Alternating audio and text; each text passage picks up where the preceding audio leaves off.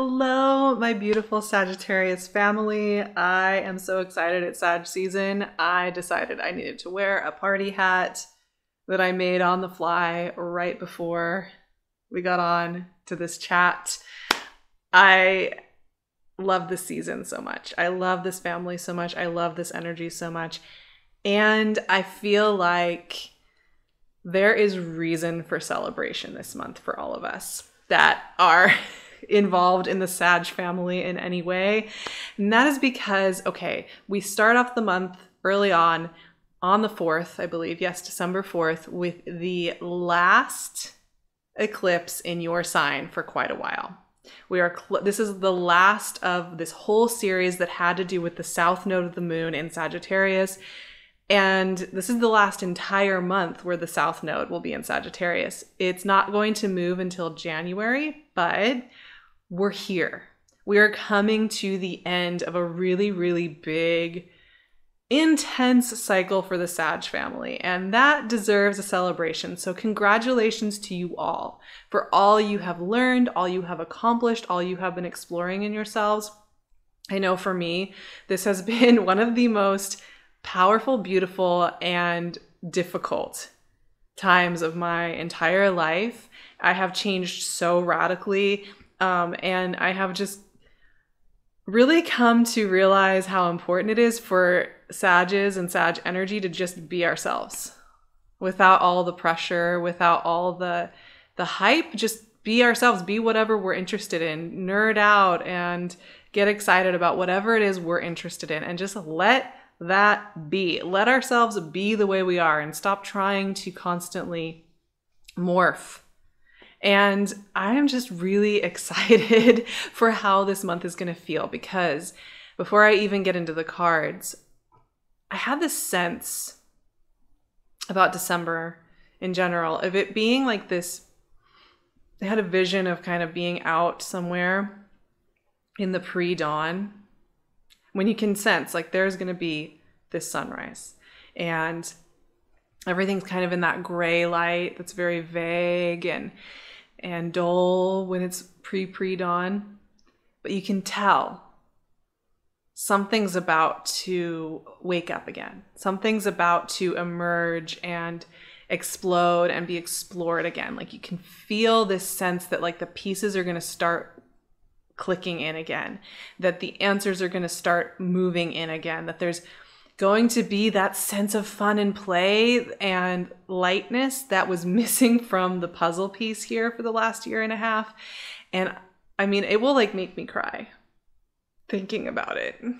I have missed like Sag's energy so much. It's not like it's been gone actually, but it's like there's been so much request for it to kind of be internalized and worked on in the hidden and worked on in these subtler ways, which is great. It's very powerful. Let's give ourselves credit, right, for all that we have learned there. But I'm so ready for that joyous light, that joyous big picture light to come back online and be with us again. I am just so ready for it. So a couple things before we get into the cards, which I'll start shuffling now. One, in December. Happy birthday, by the way. Happy Sag season.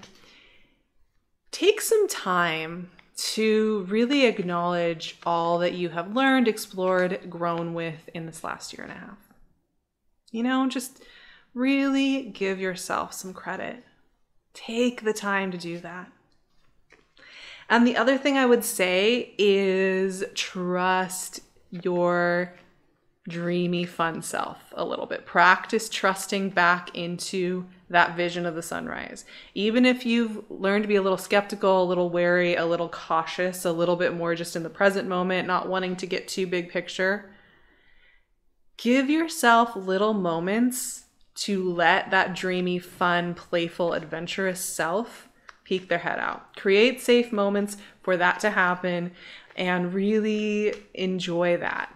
Right? Go back to some of those old tools maybe you haven't felt like using for a little while and see how they feel. I also want to say, yes, last solar eclipse in Sagittarius, It's so exciting. I am really curious to see how we'll feel as we move through that. It's kind of this last rite of passage. It's a saying goodbye to whatever it is we've been learning and learning and learning and learning and learning for almost a couple of years. We also are moving into Venus retrograde in Capricorn, your neighboring sign. And this Venus retrograde, I'm going to get into it much more deeply on Patreon because it's just a big topic. There's no way I could cover it in our discussion today. And I'm going to be offering a lot of support over there. But Venus retrograde is going to be about where you're finding your stability, your footing in life, what's working for you. So this is also a really great time to not only bring back on board and like slowly resuscitate some of that wild, adventurous spirit. This is also a time to really get authentic and kind of earnest about what it is that makes you feel secure in this life. That's a valid thing. I feel like, you know, Sages, we all crave some safe anchoring that feels good to us. Not like a prison, but like something really positive that we can put our foot firmly on so that our big free spirits can feel safe and roaming far and wide. So this is really going to be a good season, December and into January. And as we get closer to the North Node moving and the South Node moving, to really just consider that. It can be very simple, but get back to basics when it comes to what feels like home and security to you. Page of Pentacles. There we go. Part of the sunrise, I feel like. Page of Pentacles brings some good news. And Seven of Swords, our old friend, the Seven of Swords. I gotta take this off. It's kind of driving me crazy, I have to admit, you guys. But I loved it. It's really fun to have a party hat on. And then I'm gonna pull a third card from Oracle of the Hidden Worlds. This is a really beautiful Oracle deck, and it's a nice way to kind of reconnect with our spirit. 2 cards wanted to come out, so let's go with that. The Isle of Wonders. Wow. And the Leap. I love this card. This is one of my favorites. This is so Sag. Tell you what. Hope you're seeing it. There we go. Isle of Wonders and the Leap. Yep. Sag light. There it is. Okay. We'll start with the traditional tarot cards here, in context of finding anchoring and finding safe spots, and then reconnecting to the wild, free spirited side of ourselves. Okay, so Page of Pentacles. He's a news bringer. And when I see that card and I feel through it, it makes me think about when you finally get that concrete news about something that you've been longing to know about for a while. You get that concrete conversation, that concrete sign, that concrete email, that concrete infusion of resources that gives you that green light, right? And it can range from being something bigger to something just that sense of confirmation, that sense of clicking in that happens. So Page of Pentacles is very much tied to a glimmer of what's to come and a little suggestion of what's to come and what we're about to start creating and doing in the Sag family once we move into 2022 and we really start to play with some of these themes. It's really exciting. On the other side, we have Seven of Swords. Dear, dear Seven of Swords. Now, a lot of times this card is associated with this idea of disarming, kind of like dishonorably disarming the enemy. That's the image here, right? That's the basic image here. This is about the parts of ourselves where we feel like we're getting away with something, we're being an imposter, we're not allowed to want what we want, or we need to, maybe we're working on a creative project or a way of being in the world, but we're scared that if we show it outright and up front, that we'll be judged, we'll be ignored, or, you know, castigated.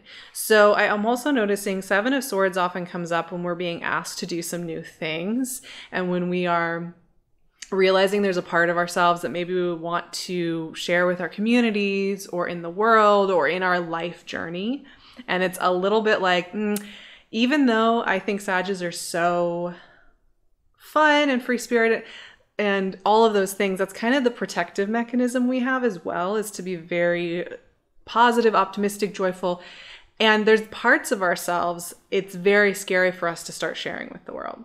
And that's what Seven of Swords is to me. It's like, along with that glimmer in the sunrise, there's also this sense that, oh, I'm going to have to start showing up in these new ways. And it's really scary to show that face, to show that skill set, to show that desire, to show that curiosity, because it's not a part of my original roadmap that I'm supposed to be into. And so just sit with that. If you're feeling a little scared of 2022, you're feeling a little nervous to open up to some new chapters, it's okay. This isn't about forcing positivity. This isn't about forcing ourselves to transform overnight and be over the last 2 years and move on. It's simply about kind of giving ourselves some times to, on the one hand, get kind of excited about what's brewing, and on the other hand, to process any parts of ourselves that have grown a little rigid, brittle, stressed, worn out in the process of the last 2 years. It's just as important to give that part of ourselves some grace and love. So please do that. Now, the Oracle cards, these Hidden Worlds cards, they're so fun. I love these. First of all, we have Isle of Wonders. Look at that beautiful card. And the subheading there is Revelation, Teaching, and Discovery. And that makes me think of Sag right away, right? Because Sag is associated with teaching, philosophy, and kind of mastery of some big topics. And it clicks right into the bigger energy of Sag. Stepping into those teaching and curiosity roles, stepping into those bigger questions again, and finding that wonder in life again. It's so beautiful. And it's followed up by the Leap, which this card really makes me think of the Fool in traditional tarot. This idea of, I mean, the Fool is literally stepping off a cliff and everybody thinks he's a fool for stepping off the cliff. I'm not necessarily saying we all need to do something super rash and, burn everything we own and run off into the forest. I think for me, the Leap is more of a sense inside of ourselves. It goes along with the Seven of Swords chat we just had, which is this sense that like we're ready to take a step in a new path, a new energetic cycle, a new phase, a new expression of ourselves. And it's thrilling, it's exciting, it's joyful. It's also feels especially to our physical bodies, like we're just jumping off a cliff.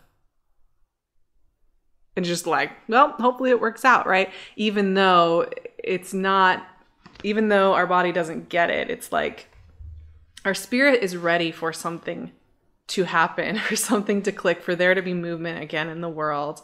And I think that's so much, these cards for me are about that return. And I think I've been hyping this for like 3 months, like this whole shift out of South Node and Sagittarius. But I want to say something, because in this process of doing this work, I think it's great to be kind of aware of these connective tissues, these energies moving through. However, there was nothing wrong with South Node and Sagittarius. There was nothing wrong with any of us as we went through this journey. There was nothing that we needed to be running, like that we did wrong or that was supposed to be different and we missed it. I also think, we can't blame all of like the grief and sadness and everything on the South Node and Sagittarius, right? So one thing I want us to kind of do here as well is like proactively take on where we want to go with the South Node moving out of Sagittarius and into Scorpio. What do we want that to look like and feel like? What do we want to make that mean for each of us? And really take the time to choose that meaning for yourself.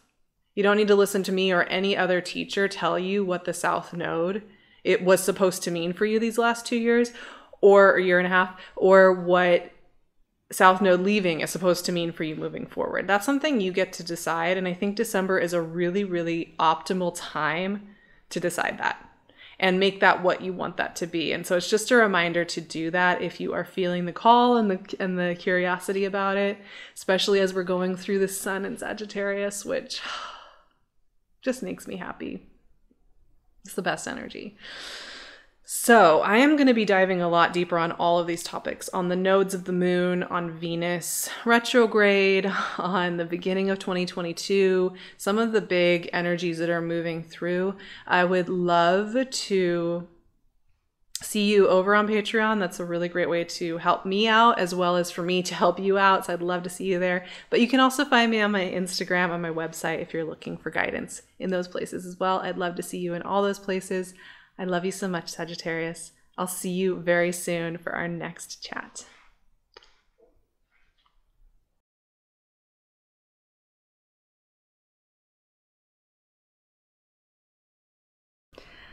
As this year comes to a close, I just want to say, let's light that lantern again and bring out all the rainbow colors, gently, lovingly, wildly.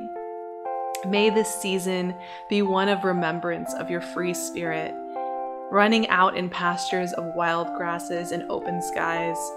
Remember your beauty and all you bring to the world.